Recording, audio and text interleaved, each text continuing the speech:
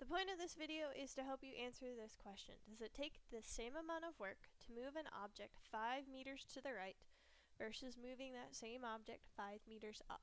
I'm going to do a little experiment to show you how this might pan out. In order to answer that question, we're going to use a block and a Newton meter. If you recall from when we used this in class, a Newton meter measures mass in grams on one side and force in newtons on the other. We're going to be using the Newton side. So first, we are going to measure how many newtons it takes to move the block across the table at a constant speed. So as I move the block, the force needed to move it to the side is about 0.5 newtons. Alright. Now, in order to move the block up and down, as you can see, I'm doing that right now. If we focus on the Newton measurement, it's about 4 newtons. Bounces a little bit if I'm shaking, but around 4 newtons. So after that experiment, hopefully you can see that the answer to this question actually is no. It wouldn't be the same amount of work because there isn't the same amount of force. To move the object side to side, it was less force than moving the object up and down. So our work equation is work equals force times distance. The distance stays the same and you change the force, then the work will have to change. Right? Work has a directional component, so it's a vector, and that's because the force is a vector.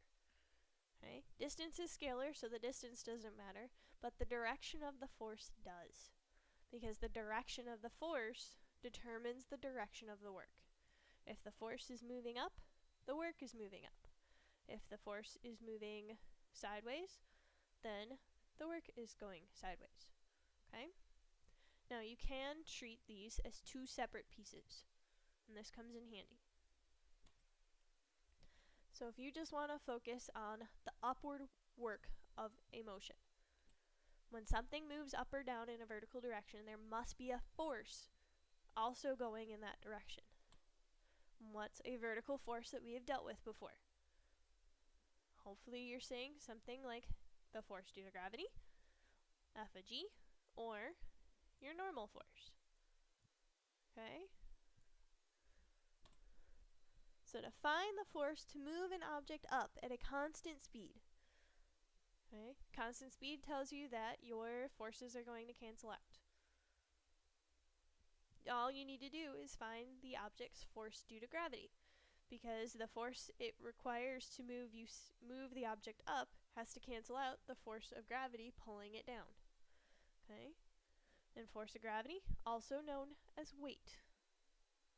In case you don't remember how to calculate weight, force of gravity or weight is equal to mass times little g, where little g is your acceleration due to gravity. You should remember this as a very simple math calculation, a very simple number to memorize. Little g is 10 meters per second squared. Alright, so an example of using this, what force is needed to lift a 46 kilogram object into the air? You have your mass here.